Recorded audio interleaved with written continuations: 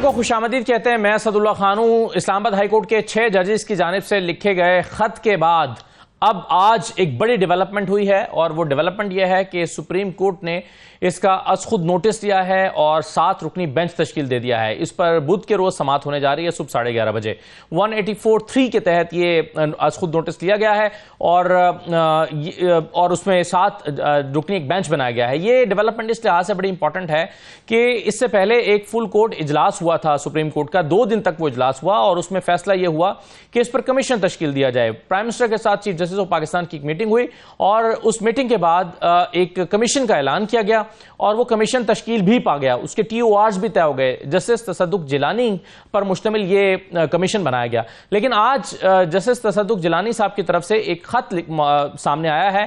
یہ خط supreme court کو لکھا گیا اور اس میں TORs دیکھنے کے بعد اس پر انہوں نے معذرت کر لی اور کہا کہ ایک تو یہ سپریم کورٹ اور سپریم جوڈیشل کاؤنسل کا دائرہ اختیار بنتا ہے، کیونکہ اسلام آباد ہائی کورٹ کے 6 ججز کی جانب سے انہی کو خط لکھا گیا ہے، اس لیے انہی کا دائرہ اختیار بنتا ہے، یہ انہی کو یہ معاملہ دیکھنا چاہیے.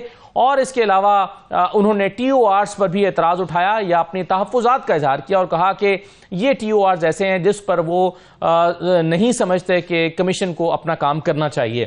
اب آگے کیا ہوگا؟ کیا کمیشن دوبارہ بنے گا یا 7 رکنی بینچ ہی اس معاملے کو سنے گا؟ اور اگر 7 رکنی بینچ سنے گا تو یہ معاملہ کس طرح سے آگے جائے گا؟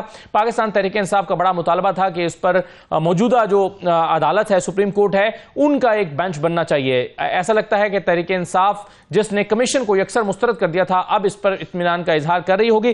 ہم ان تمام موضوعات پر بات کریں گے. میرے ساتھ آج کے پروگرام میں راجہ عامر عباس صاحب موجود ہیں، ماہر قانون ہیں. راجہ صاحب خوش آمدید. بلال اظہر کیانی صاحب موجود ہیں، مسلم لیگ نون کے رہنما ہیں. لیکن ابتدا میں گفتگو کرنا چاہوں گا بیرسٹر علی ظفر صاحب ہمارے ساتھ موجود ہیں، پاکستان تحریک انصاف کے رہنما، سینیٹر اور ماہر قانون. علی ظفر صاحب بہت شکریہ. سر پہلے تو یہ بتائیے کہ کمیشن کو تو مسترد کر دیا گیا تھا PTI کی طرف سے، اب یہ جو ڈیولپمنٹ ہوئی ہے 7 رکنی بینچ اس کو سن رہا ہے، اب PTI کا موقف کیا ہے؟ اس پر مطمئن ہے؟ دیکھیں، بڑی خوشائن بات ہے، ہونا بھی یہ چاہیے. اور ماضی میں بہت ساری ججمنٹس بھی ایسی ہیں، فیصلے بھی ایسے ہیں جس میں جب بھی عدلیہ کی آزادی کی بات ہو، چونکہ وہ بنیادی حقوق کی بات ہے، ہمیشہ سپریم کورٹ نے کوئی نہ کوئی بینچ بنایا ہے اور بینچ بنانے کے بعد اس معاملے کو فیصلہ کیا ہے اس معاملے کے اوپر. تو میں خیال یہ ہمارے جب 6 ججز نے جب یہ اپنا خط لکھا تھا تو ہمارا یہی موقف تھا PTI کا کہ اس کے اوپر بجائے حکومت کوئی کمیشن بنائے، اس پہ سپریم کورٹ کو جو کہ ہائیسٹ کورٹ ہے، سب سے اونچا درجہ رکھتا ہے عدالتوں میں پاکستان کی، ان کو چاہیے کہ وہ اپنا بینچ تشکیل کر کے اس کے اوپر فیصلہ کریں. کیونکہ 6 ججز نے انصاف میری نظر میں اپنے لیے نہیں مانگا، انہوں نے پوری جوڈیشل سسٹم کے لیے انصاف مانگا ہے. تو یہ مناسب ہے کہ سپریم کورٹ اس کے اوپر اپنا بینچ بنائے. تو ہم بڑے مطمئن ہیں، بالکل مطمئن ہیں کہ یہ بینچ بنا ہے اور سپریم کورٹ اس کے اوپر اب سماعت کرے گی. صحیح ہے. تو بیرسٹر صاحب یہ آپ کے خیال میں یہ ہوا کیسے؟ کیونکہ ابتدا میں تو ایک فل کورٹ میٹنگ ہوئی تھی سپریم کورٹ کے ججز کی اور 2 دن تک ہوئی تھی، اور اسی کے بعد تو یہ فیصلہ ہوا تھا، بلکہ اسی میٹنگ میں یہ فیصلہ ہوا تھا کہ کمیشن بننا چاہیے. پھر کمیشن کا قیام عمل میں آ بھی گیا، لیکن اس کے بعد سپریم کورٹ نے یہ فیصلہ کیا. آپ کے خیال میں یہ اس کی ضرورت کیوں محسوس ہوئی؟ کمیشن بن جانے کے بعد کیوں محسوس ہوئی؟ جی، ہو سکتا ہے اس کی وجہ یہ ہو کہ نمبر 1 تو جو 2 وجوہات ہو سکتی ہیں میری نظر میں. پہلی وجہ تو یہ ہو سکتی ہے کہ تصدق جیلانی صاحب نے جب یہ خط لکھا اور انہوں نے، وہ بڑے رسپیکٹڈ ہمارے ایکس چیف جسٹس ہیں، انہوں نے جب یہ خط لکھا اور اس میں کہا کہ معاملے کو سپریم کورٹ کو خود ہی طے کرنا چاہیے اور اس میں کمیشن مناسب نہیں ہے، تو شاید ایک وہ وجہ ہو، ان کی جو ایڈوائس تھی، ان کی جو نصیحت تھی، ان کی جو اوپینین تھی تصدق جیلانی صاحب کی، وہ اس کو دیکھ کے فیصلہ تبدیل کیا ہو سپریم کورٹ نے. اور دوسری وجہ یہ بھی ہو سکتی ہے کہ سپریم کورٹ نے یہ سوچا ہو، پہلے شاید نہیں خیال آیا، لیکن پھر یہ سوچا ہو کہ جو سٹنگ ججز ہیں ان کو شاید کمیشن کے سامنے پیش ہونا پڑے، تو یہ مناسب نہیں لگتا کہ سٹنگ ججز کسی کمیشن کے سامنے پیش ہوں. بے شک اس کمیشن کا ہیڈ ایک ایکس چیف جسٹس ہوں، لیکن وہ مناسب نہیں لگتا کہ سٹنگ ججز کسی کمیشن کے سامنے پیش ہوں. بہتر یہی ہے کہ اگر انہوں نے پیش ہونا ہی ہے اس کیس میں، انویسٹیگیشن ہونی ہے کسی قسم کی اور اس میں کوئی ایویڈنس آنا ہے ان کی طرف سے، تو پھر وہ سپریم کورٹ کے ایک بینچ کے سامنے پیش ہوں. تو مے بی یہ دوسرا ریزن ہو، دوسری وجہ ہو جس کی وجہ سے سپریم کورٹ نے یہ فیصلہ کیا ہو. اور ایک تیسری وجہ بھی میرے دماغ میں آتی ہے اور وہ یہ ہے کہ آپ نے دیکھا ہوگا کہ پچھلے 2-3 دن سے کافی تبصرے ہو رہے تھے کہ سپریم کورٹ کو خود یہ فیصلہ کرنا چاہیے اس معاملے پہ. یہ بنیادی حقوق کا معاملہ ہے, یہ عوام کا معاملہ ہے, یہ جوڈیشل سسٹم کا معاملہ ہے, کیونکہ جو 6 جج صاحبہ نے خط لکھا ہے وہ اپنے لیے نہیں لکھا, انہوں نے یہ لکھا ہے کہ جوڈیشری کو سیو کیا جائے, اس کو بچایا جائے. تو اگر یہ معاملہ ہے تو سپریم کورٹ کو خود لینا چاہیے. تو شاید یہ اس جو تبصرے ہو رہے تھے اس کی وجہ سے بھی سپریم کورٹ اپنا مائنڈ تبدیل کر سکتا ہے. تو بیرسٹر صاحب آپ اس پہ ظاہر ہے بدھ کو سماعت ہونے جا رہی ہے, آپ کے خیال میں یہ کس طرح سے آگے بڑھے گا اور کن کن لوگوں کو نوٹس جاری ہو سکتے ہیں, فریقین کون کون ہو سکتے ہیں اس میں؟ جی دیکھیں, اگر آپ ماضی کو دیکھ رہے ہیں اور ماضی میں جو ہوتا رہا ہے جب بھی اس قسم کا معاملہ آیا ہے تو سب سے پہلا جن کو نوٹس جاتا ہے اور سب سے جن کا سٹیک بھی ہے اس میں سارے سسٹم میں, وہ ہوتی ہیں آپ کی بار کاؤنسلز اور آپ کی بار ایسوسیشنز. جی. اور عموماً دیکھا گیا یہ ہے کہ ان کو یا تو نوٹس جاتا ہے یا وہ خود ہی اس ساری کاروائی کو اس میں فریق بن جاتے ہیں, پارٹی بننے کی درخواست دے دیتے ہیں. ٹھیک ہے. تو مجھے امید بھی یہ ہے کہ ہماری بار کاؤنسلز بھی, اس میں سپریم کورٹ بار ایسوسیشن بھی, اور جو ہائی کورٹ بار ایسوسیشنز ہیں ہماری بالخصوص جو پنجاب کی, لاہور کی اور کراچی کی ہیں اور پشاور اور کوئٹہ کی, وہ تو ضرور اس میں پارٹیسپیٹ کریں گی اور بھرپور ساتھ دیں گی جوڈیشری کا اس سارے معاملے میں. تو یہ ایک تو یہ فریقین بنتے ہیں. کچھ لوگ بات کر رہے ہیں کہ اس میں سیاسی جماعتوں کو بھی بننا چاہیے, لیکن میری نظر میں یہ سیاسی معاملہ نہیں ہے. میری نظر میں یہ بنیادی حقوق کا معاملہ ہے, یہ پبلک کا معاملہ ہے, اور یہ ایشو جوڈیشری کا اور وکلا کا ہے. تو اس میں کوئی سیاسی اس کو ہمیں رنگ نہیں دینا چاہیے. صحیح ہے. بیرسٹر صاحب ایک سوال اور میں آپ سے کرنا چاہتا ہوں. یہ عمران خان صاحب کو بھی آج ایک ریلیف ملا ہے اسلام آباد ہائی کورٹ سے, توشہ خانہ کے معاملے میں ان کی سزا معطل ہوئی ہے. آپ کیسے دیکھ رہے ہیں ان کے کیسز کو آنے والے دنوں میں؟ بہت بڑا ریلیف ہے جی آج, اور اس کیس میں چونکہ میں نے یہی کیس یہ دائر کیا تھا اور میں نے ہی آج اس میں پیش ہوا تھا. جی. تو یہ اتنا بڑا ریلیف ہے عید سے پہلے. اور یہ جو آنے والے 2 کیسز ہیں, سائفر کیس اور جو نکاح کا کیس ہے عدت کا, اس میں بھی اس کا بالکل فائدہ ہو سکتا ہے. اس وقت صرف چونکہ یہ کیس کی سزا جو ہے وہ معطل کر دی گئی ہے اس توشہ خانہ کیس میں, تو اب اس کیس میں خان صاحب کو اور بشرا بی بی کو جیل میں نہیں رکھا جا سکتا. اب دوسرے جو کیس میں کنوکشنز ہیں سائفر کیس, وہ بھی چونکہ کافی دیر سے سماعت اسی بینچ کے سامنے ہو رہی ہے, تو امید یہی ہوگی کہ کل اس میں بھی درخواست دی جائے اور اس میں بھی یہی اسی قسم کی سسپینشن کا آرڈر کی درخواست کی جائے گی. اگر وہ ہو جاتا ہے تو پھر اس کے بعد عمران خان صاحب باہر آ سکتے ہیں جیل سے. توشہ خانہ کیس میں تو بڑا کلیئر معاملہ تھا. میں آپ کو 2 وجوہات بتاتا ہوں جس وجہ سے عدالت نے یہ فیصلہ کیا سزا معطل کرنے کا. ایک تو وجہ یہ تھی کہ یہ کیس تھا بیسڈ آن نو ایویڈنس, یعنی کہ یہ کیس کسی شہادت پہ مبنی نہیں تھا. اس میں کوئی ایسا ایویڈنس ہی نہیں آیا جس پہ سزا دے سکتا ہے کسی کو. تو ایک تو یہ وجہ تھی کہ عدالت نے یہ دیکھا کہ کوئی ایویڈنس ہی نہیں, کوئی شہادت ہی نہیں عمران خان صاحب کے خلاف اور بشرا عمران خان کے خلاف. اور دوسری چیز یہ ہے کہ جو یہ ٹرائل تھا پورا توشہ خانہ کا نیب کورٹ میں, یہ جیل میں ہوا تھا, اور اس ٹرائل میں جو وکلا تھے عمران خان صاحب کے, ان کو جرا کرنے کی اجازت نہیں دی گئی تھی. جب جرا کرنے کی اجازت نہ دی جائے اور یہ کیس 7 دن میں ختم کر دیا جائے تو پھر اس کو کہتے ہیں ہمارے زبان میں, لیگل زبان میں, کہ مس ٹرائل ہے. اور یہ قانون جو ہے آرٹیکل 10A آئین کا اس کی خلاف ورزی ہے. اس لیے یہ دونوں وجوہات تھیں جس کی وجہ سے مجھے یہ امید تھی کہ یہ معطل کر دی جائے گی, جو سزا ہے اس کو سسپینڈ کر دیا جائے گا, اور یہی ہوا. اللہ کا شکر ہے. آج بہت شکریہ بیرسٹر علی ظفر صاحب پروگرام میں شرکت کرنے کے لیے.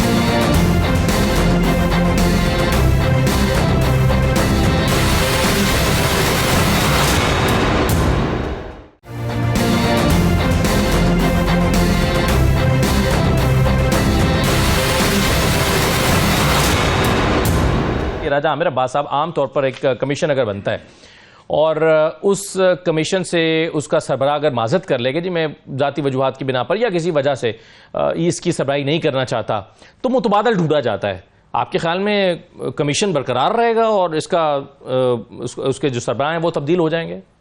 دیکھیے، کمیشن برقرار رہنے کی کوئی وجہ نظر نہیں آتی، کیونکہ جب ایک matter already supreme court of Pakistan اپنے jurisdiction under article 184(3) suo motu assume کر لیتی ہے، پھر تو پیرالل نہیں چل سکتا کہ جی ادھر کمیشن بھی کام کرے اور سپریم کورٹ میں ہیئرنگ بھی ہو.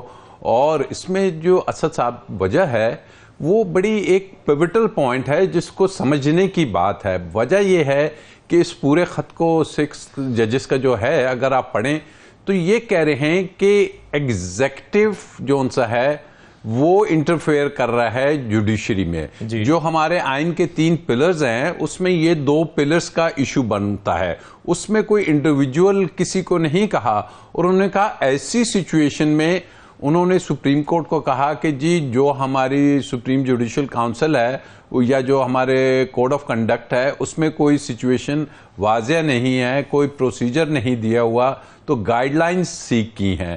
تو نمبر 1 تو یہ ہے کہ اگر ایگزیکٹو کے ساتھ ڈسپیوٹ ہے تو you can't again send the matter to the executive کہ آپ اس میں کمیشن بنائیے، آپ ٹی او آرز بنائیے اور آپ ڈٹرمن کریں کہ جی اس میں کیا ہے یا کیا نہیں ہے.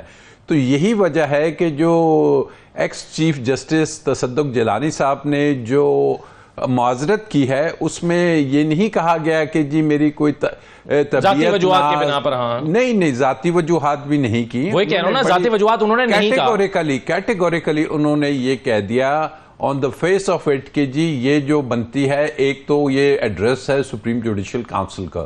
جب میٹر سپریم جوڈیشل کاؤنسل کو رکھا گیا ہے تو how can the government interfere, اور یہ میٹر ہے سٹنگ ججز کا اور جوڈیشری کا. نمبر 2 انہوں نے کہا کہ جی اگر آپ اس لیٹر کو پڑھیں تو آپ نے بھی پڑھا ہوگا، میں نے بھی پڑھا ہوگا، اس کے جو ٹی او آرز ہیں جو بنا دیا حکومت نے، اس میں جو سب سے زیادہ ہائی لائٹ جو چیز ہوئی ہے وہ ہوئی ہے جو ایکس سینئر پیونی جج تھے اسلام آباد ہائی کورٹ کے، جن کا حالیہ فیصلہ آیا، ان کے بارے میں تھا کہ وہ جون سا تھا، کیا نام ہے ان کا، وہ کون سا یہ جو ایشو ہوا تھا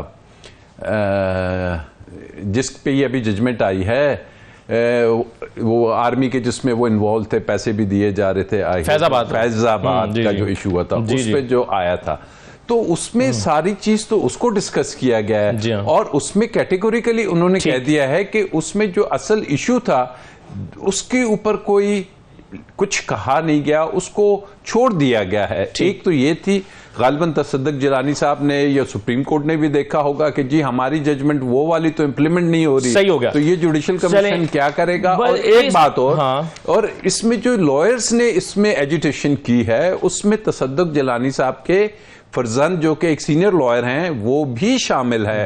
تو اس فیصلے کا جو اثر ہے وہ کافی عرصے آنے والی جنریشن تک رہنا ہے. تو انہوں نے ضرور دیکھا ہوگا کہ پیرللی یہ نہیں ہو سکتا، بیٹے کا کیریئر بھی ہے، وہ کیسے لائرز کو اور جوڈیشری کو فیس کرے گا کل کو جب اگر کوئی ایسی بات اس کمیشن میں آ جاتی ہے. تو there are so many factors جس کو بالکل ٹھیک ہے. چلیں، میں مہربانو قریشہ پہ بھی ہمارے ساتھ موجود ہے، لیکن میں بلال اظہر کیانی صاحب کے پاس پہلے جاتا ہوں سب کو خوش آمدید کہتے ہوئے.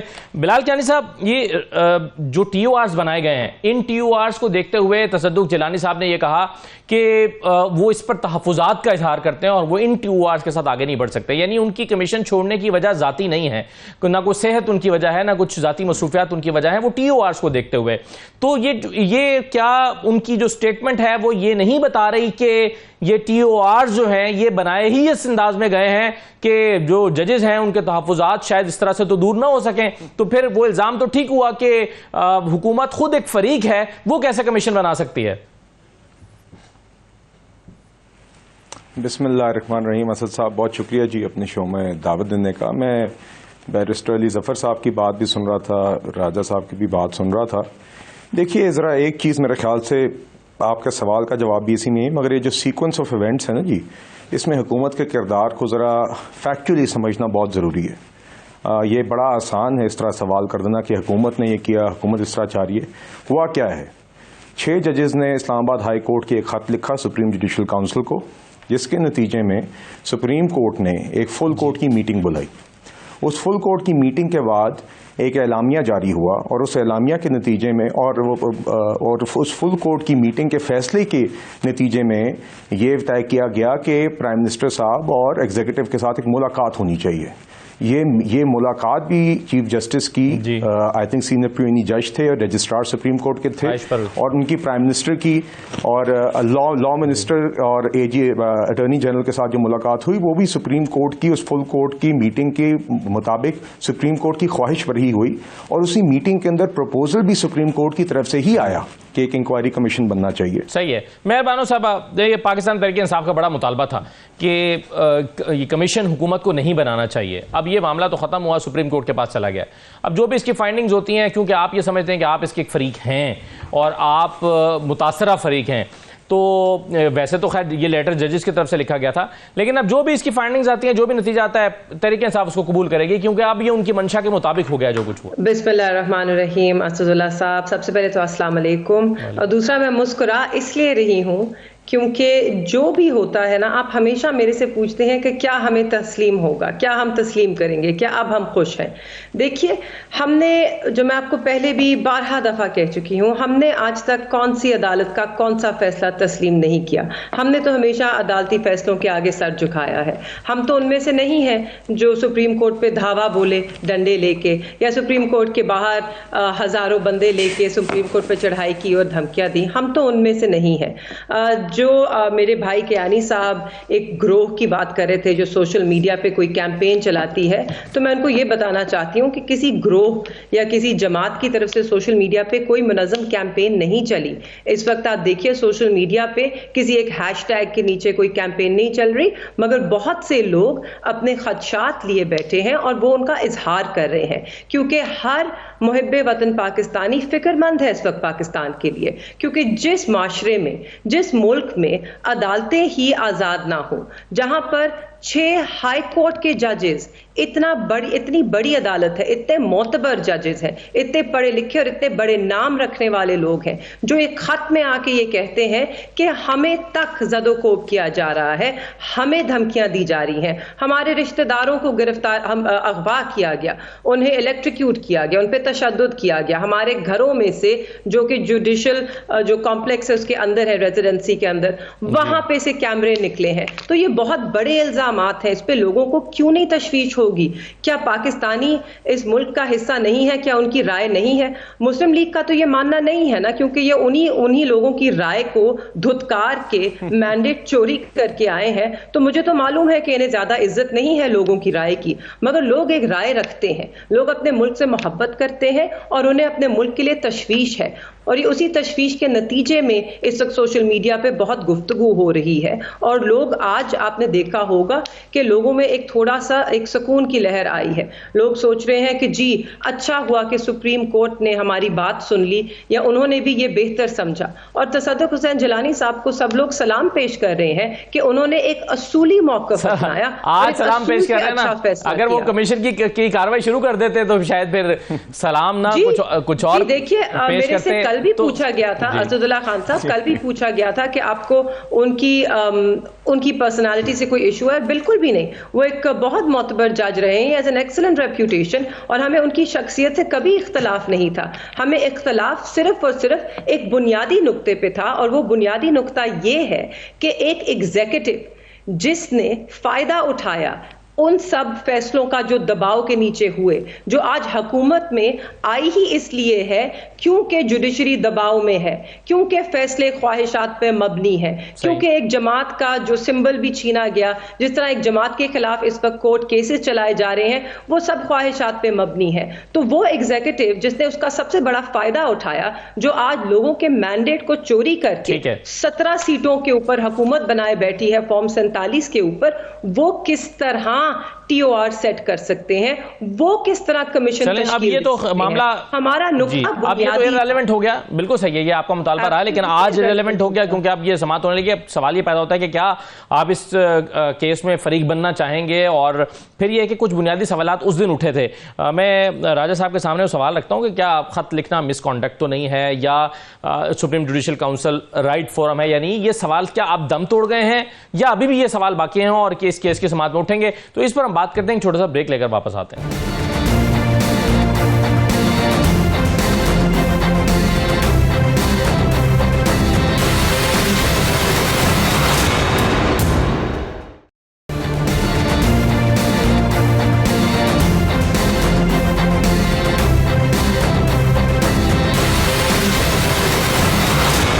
آپ کو دوبارہ خوش آمدید کہتے ہیں. راجہ صاحب یہ بتائیے کہ جس دن یہ معاملہ اٹھا اور کمیشن بنانے کا اعلان ہوا, اس دن اعظم تارڑ صاحب نے ایک پریس کانفرنس کی تھی. اس میں بہت سارے موضوعات ڈسکس ہوئے تھے, مثلا یہ کہ کیا ججز نے مس کنڈکٹ تو نہیں کیا یہ خط لکھ کے, کیا سپریم جوڈیشل کاؤنسل صحیح فورم ہے خط لکھنے کے لیے, اور اگر ججز اپنے الزام ثابت نہ کر سکے تو ان کے خلاف کیا کارروائی بنتی ہے.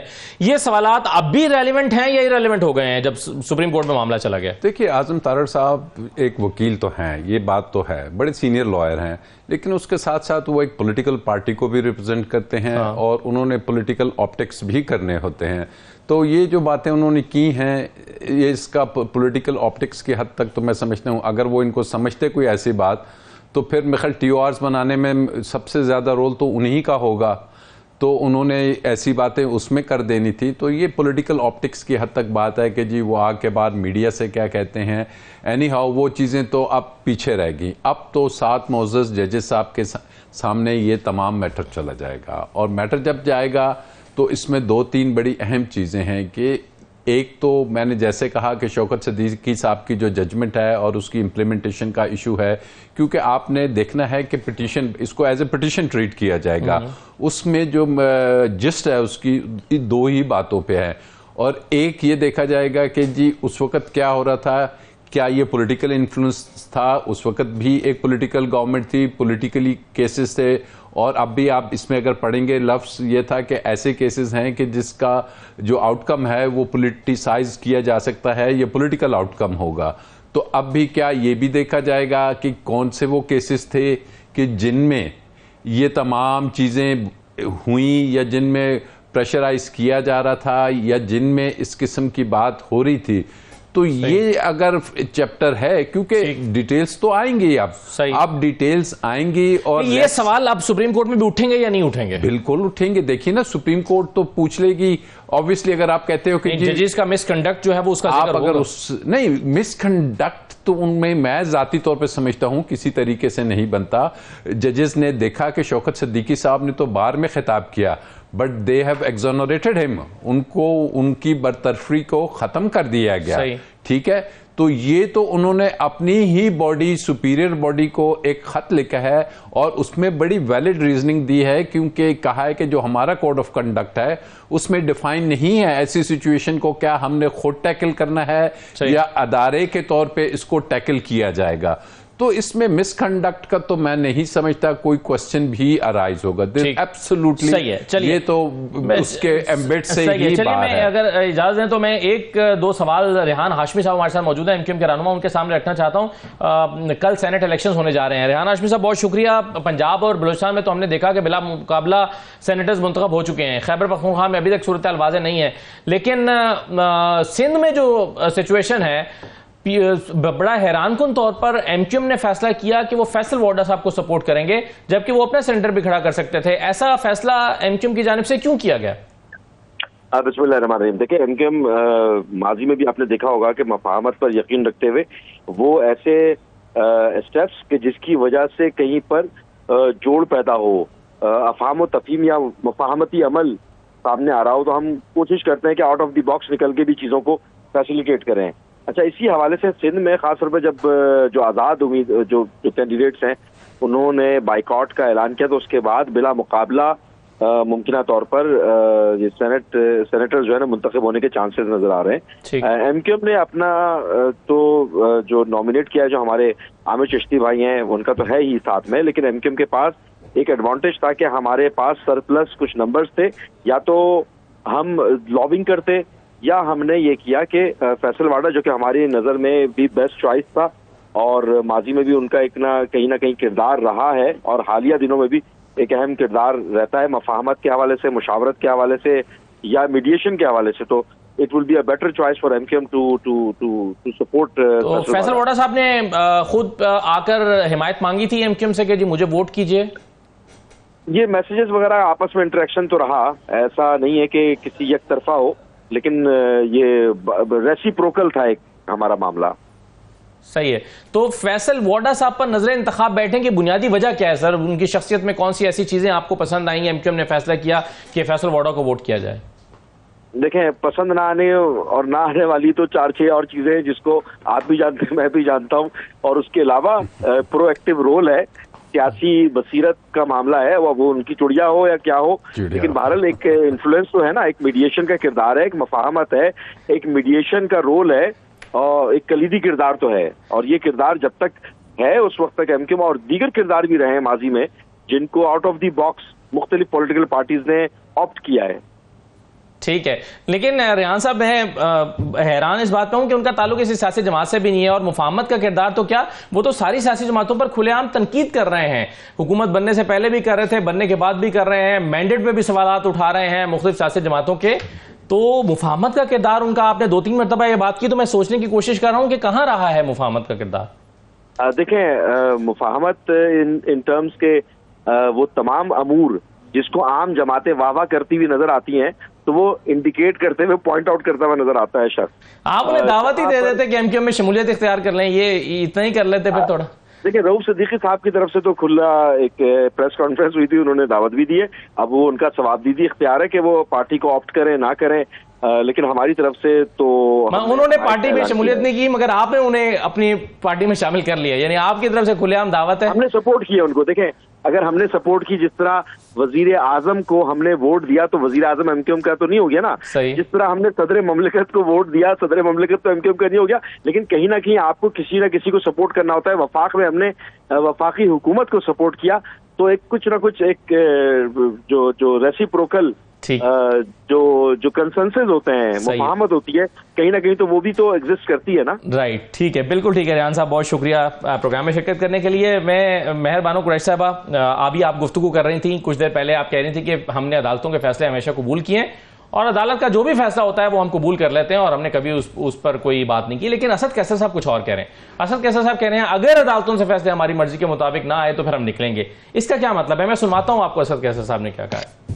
ابھی امریکہ سے ایک لیٹر آیا ہے اور اس لیٹر میں یہ بہت بڑا میڈیا پہ بہت بڑا چڑھا کر پیش کرے کہ بہت بڑی ہماری کامیابی ہو گئی, حالانکہ اس میں کوئی ان کو مبارکباد نہیں. ہمارے کے لیٹر کو دیکھو آپ, اس میں کوئی کنگریچولیشن نہیں ہے, اس میں جو ہے صرف انوائرمنٹ کے حوالے سے چند باتیں کی گئی, اس کو اپنا بڑا پتہ بنا رہے ہیں.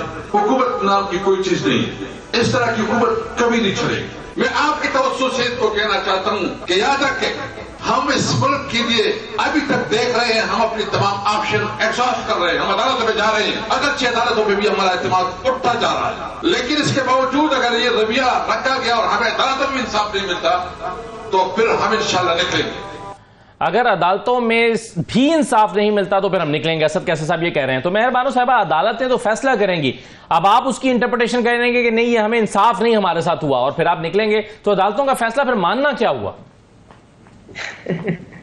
عدالتوں کا فیصلہ بالکل مانا ہے. دیکھیے, ہمارے سے ہمارا نشان چھین لیا گیا, ہم اس کے باوجود الیکشن میں لڑے, اس کو تسلیم بھی کیا, اس کو ہم چیلنج بھی کرنے جا رہے ہیں, مگر ہم نے کوئی مزاحمت اس طرح نہیں کی.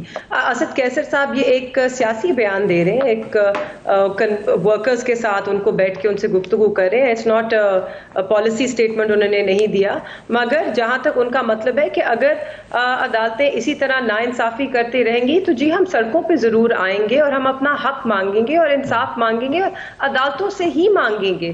کوئی تیسرا ادارہ نہیں ہے جہاں سے ہم انصاف مانگ رہے ہیں, ہم تو عدالتوں سے ہی انصاف کے منتظر ہیں. آپ کے سامنے ہے سائفر کیس کس طرح چلا, اڈیالہ جیل کے اندر نہ کوئی انصاف کا تقاضا پورا ہوا, اور اب آپ بھی جانتے ہیں شاید ان جج صاحب پہ بھی ہماری طرف سے آپ نے دیکھے کس طرح کا رد عمل آیا. ہم الیکشنز میں تھے, ہم کیمپین میں تھے, ہم نے اس پر تنقید کی اور ہم ہم نے کہا کہ ہم اپیل میں جائیں گے. ہم نے اس سے زیادہ نہ کسی جج کے گھر پہ دھاوا بولا، نہ عدالتوں کو اٹیک کیا، نہ اس طرح کا کوئی رد عمل آیا. تو میں صرف کہہ نہیں رہی ہوں، آپ ہمارے جو پچھلے 10 مہینے سے ہمارے ساتھ ہوا ہے اور اس کے رد عمل میں ہم نے جو کیا ہے، آپ اس سے خود اندازہ لگا سکتے ہیں کہ ہم نے ہمیشہ تسلیم کیا ہے.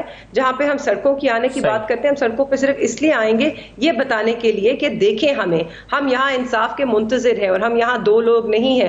عوام کا جم غفیر جو ہے وہ ہمارے ساتھ ہے، پورا پاکستان ہمارے ساتھ کھڑا ہے اور وہ انصاف مانگ رہا ہے، تاکہ عدالتوں کو ہم مجبور کریں کہ وہ انصاف کریں. صحیح ہے، وہ انصاف کے تقاضے عدالتوں کو تو مجبور نہیں کرنا پڑتا. ویسے عدالت تو اگر اس ملک میں جب ابھی عمر عطا بندیال صاحب الیکشن کے حوالے سے کوڈ لگائے ہوئے تھے، باہر شارع دستور پر دھرنا ہو رہا تھا یا جلسہ ہو رہا تھا، تو آپ ہی کا اعتراض یہ تھا کہ عدالتوں کو پریشرائز کیا جا رہا ہے. تو عدالت نے تو عدالت کے باہر دھرنا تھا، اسی جماعت نے دھرنا دیا تھا جو 1997 میں عدالت پہ ڈنڈے لے کے دھاوا بولنے آ گئے تھے. آج بڑا ہمیں لیکچر دیتے ہیں اور ہمیں بڑی بات کرتے ہیں، مگر اپنا ماضی نہ بھولیں. ہم نے کبھی ایسا نہیں کیا. ہم نے ہمیشہ صرف یہ باور کرانے کی کوشش کی ہے کہ ہم اکیلے نہیں ہیں، پاکستان کی عوام آپ کو دیکھ رہی ہے.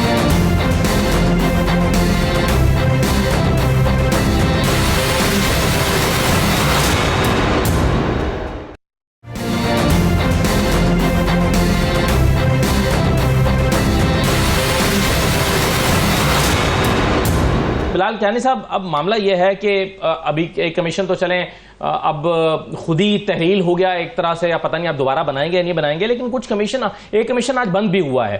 حسین اصغر صاحب کی سربراہی میں کمیشن بنایا گیا تھا، وہ حسین اصغر صاحب اور ان کا عملہ گھر چلا گیا، دفتر بند کر کے دفتر خالی کر دیا گیا، اور یہ بنایا گیا تھا 2008 سے 18 تک جو قرضے لیے گئے ہیں ان قرضوں کی چھان بین کے لیے کہ یہ کہاں خرچ ہوئے، کن پروجیکٹس پہ لگے اور اس میں کتنی بے ضابطگیاں تھیں. اور اس کمیشن نے اپنی ابتدائی رپورٹوں میں یہ کہہ رکھا ہے کہ 420 پروجیکٹ سے 420 جو ہے وہ مختلف سورسز سے قرضے آئے، اور پھر 1100 پروجیکٹس پہ کے لیے آئے، اور اس میں اربوں روپے کی بے ضابطگیاں ہیں.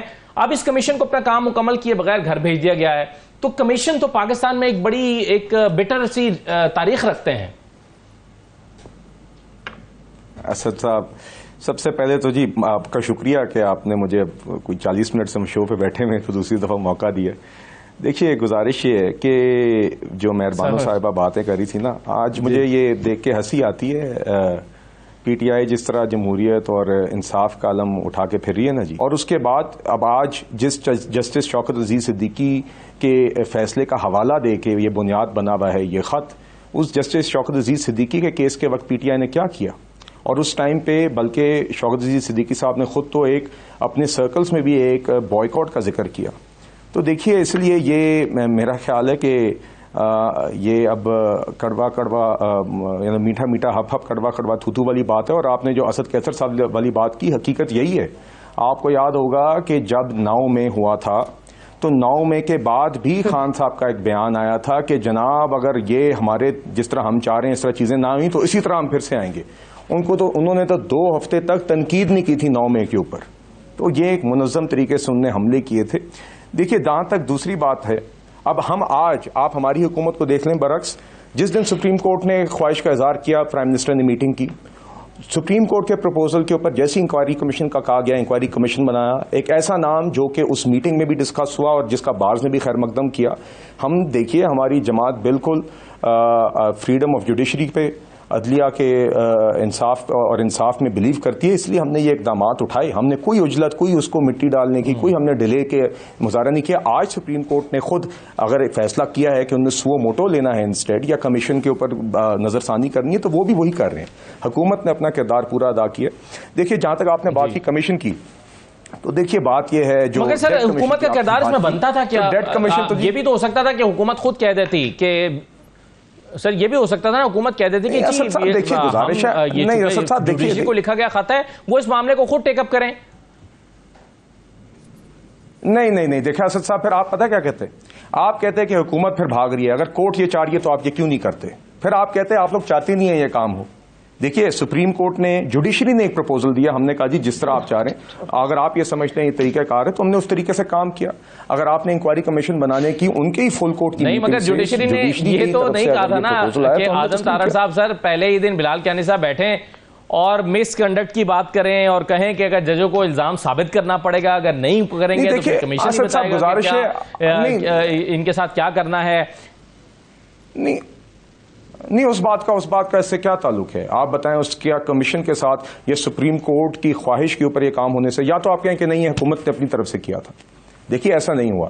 دوسری بات جو آپ نے ڈیڈ کمیشن کی نہیں سر, میں یہ کہہ رہا ہوں نا کہ اگر حکومت اپنا مائنڈ دے دے گی پورا کہ یہ کمیشن کو اپنی ظاہر ٹی او آرز دینا بھی ایک پوری ڈائریکشن ہوتا ہے, تو اسی پر انہی ٹی او آرز پہ اعتراض بھی ہوا, تو پھر اعتراض جو ہو رہا تھا حکومت پہ تو وہ تو صحیح ثابت ہو گیا نا. نہیں دیکھیے اسد صاحب, ٹی او آرز پہ کسی کو اعتراض ہے تو آپ کاؤنٹر پروپوزل جیلانی صاحب بھی کر سکتے تھے, کوئی بھی کر سکتا تھا کہ ٹی او آرز کو آپ تبدیل کر دیں. دیکھیے تو وہ تو ایک حکومت نے کام کیا, یہ تو آپ اس کے اوپر اگر کوئی اعتراض ہے نہ, اس میں تو کوئی حکومت کی طرف سے انفلوئنس یا کسی چیز کی بات جیلانی صاحب نے اپنی چٹھی میں نہیں کی. ہو سکتا ہے ٹی او آرز کے اوپر اگر وہ as the head of commission وہ چاہتے تھے کہ کوئی ترمیم ہو تو that could have been the proposal. چٹھی آج یہ ہو سکتی تھی کہ جی میں جس طرح انہوں نے کہا کہ جی مجھ میں جو کانفیڈنس رپوز کیا گیا ایگزیکٹو کی طرف سے اور جوڈیشری کی طرف سے میں اس کا مشکور ہوں, مگر میرے ٹی او آرز پہ یہ اعتراضات ہیں تو میرا یہ خیال ہے کہ ٹی او آرز میں یہ ترمیم ہونی چاہیے اور پھر میں یہ کمیشن ہیڈ کرتے ہوئے میں زیادہ کمفرٹیبل ہوں گا, تو یہ بھی پروپوزل آ سکتا تھا. تو دیکھیے اس لیے بات یہ ہے کہ حکومت کو جو پروپوزل آیا, جو نام تسلیم ہوا, ہم نے اس طریقے سے فوری ایکشن لیا. آج سپریم کورٹ نے ایک فیصلہ کیا ہے کہ وہ 7 رکنی بینچ اب اس معاملے کو سنے, تو اب اور وہ بھی دیکھیے اس بینچ کے اوپر بھی اور جو سو موٹو کے اوپر بھی بات ہو رہی ہے. میں یہ ضرور کہنا چاہوں گا کہ یہ اس پریکٹس اینڈ پروسیجر ایکٹ کے تحت ہو رہا ہے, جس میں اب فرد واحد چیف جسٹس یہ فیصلے نہیں کرتا کہ سو موٹو لیا گیا ہے یا بینچ میں کون شامل ہوگا. یہ سپریم کورٹ کے 3 سینئر موسٹ ججز یہ فیصلہ کرتے ہیں. انہوں نے ہی یہ فیصلہ کیا کہ سو موٹو لینا چاہیے اور انہوں نے ہی فیصلہ کیا کہ کون سا بینچ تشکیل دیا جائے گا. جی صحیح ہے, صحیح. مختصراً مہربانو صاحب آپ کچھ کہنا چاہ رہی ہیں؟ جی میں صرف یہ کہنا چاہ رہی تھی کہ جی تصدق حسین جیلانی صاحب نے جو خط لکھا ہے انہوں نے اس میں بڑا واضح لکھا ہے کہ جو ٹی او آرز ہیں انکوائری کمیشن کے, وہ مطابقت ہی نہیں رکھتے ان ایلیگیشن سے کہ جن کے بارے میں ججز نے نشاندہی کی ہے. تو انہوں نے تو بالکل یہ کہا ہے کہ یہ ٹی او آرز آر ناٹ انف. اور بنیادی نقطہ ہمارا وہی ہے کہ انکوائری کمیشن ایگزیکٹو کی جو سربراہی میں یا سرپرستی میں اب یہ تو نہیں ہونے جا رہا. ایک اور چیز کہہ دوں اباؤٹ دی سپریم کہ جی بالکل بہت خوش آئند فیصلہ ہے کہ انہوں نے سو موٹو ایکشن لیا ہے. ہمارا تو مطالبہ یہ ہوگا کہ یہ بہت بڑا ایشو ہے, یہ جوڈیشری کی انڈیپینڈنس کا اور ساکھ کا ایشو ہے, اور اس پہ فل کورٹ ہیئرنگ ہونی چاہیے ہے اور اس کو نشر کرنا چاہیے ہے. یہ پھر فل کورٹ, سر فل کورٹ والا تو بڑا کمپلیکیٹڈ سا معاملہ ہو جاتا ہے. کمپلیکیٹڈ نہیں ہے, it's a very simple thing. Full court ممکن ہی نہیں ہے, اس لیے ممکن نہیں کیونکہ جو نیا لا کی امینڈمنٹ آ چکی ہے اس میں یہ ہے کہ اس کے بعد ایک اپیل کا رائٹ ہے and that appeal goes to a larger bench then this bench. یہ اگر 7 ممبرز کا ہے تو there has to be 8 more ججز کہ جن کے پاس یہ بینچ جانا ہے. تو یہ جو بار بار کہا جا رہا ہے کہ فل کورٹ 9 کا بینچ بھی نہیں ہو سکتا, اسی لیے وہ تو لیگلی پاسبل ہی نہیں ہے. بلال صاحب لاسٹ پوائنٹ. بلال صاحب جی لائیو پروسیڈنگز تو ہو سکتی ہیں, ہونی بھی چاہیے. بلال صاحب جی اسد صاحب میں وہی جو راجہ صاحب ابھی بات کر رہے تھے میں وہی بات کہنا چاہتا ہوں. انہوں نے کہہ دی کہ پریکٹس اینڈ پروسیجر ایکٹ جو ہماری حکومت نے انٹروڈیوس کیا تھا, جس سے فرد واحد کی فیصلے سے اب سپریم کورٹ نہیں چلتا, 3 سینئر موسٹ ججز کرتے ہیں. انہوں نے یہ بینچ بھی تشکیل دیا, انہوں نے سو موٹو کا فیصلہ کیا اور اسی ایکٹ کے تحت ہی اب سو موٹو کے فیصلے اپیلیبل ہیں. اور یہ بالکل صحیح نشاندہی کی راجہ صاحب نے کہ میں خود ناٹ اے لائر, بالکل آپ کا پوائنٹ بھی آ گیا. بات کا میں معذرت چاہوں گا تمام مہمانوں کا شکریہ پروگرام میں شرکت کرنے کے لیے. یہ آج کا پروگرام تھا, اجازت دیجیے, اللہ حافظ.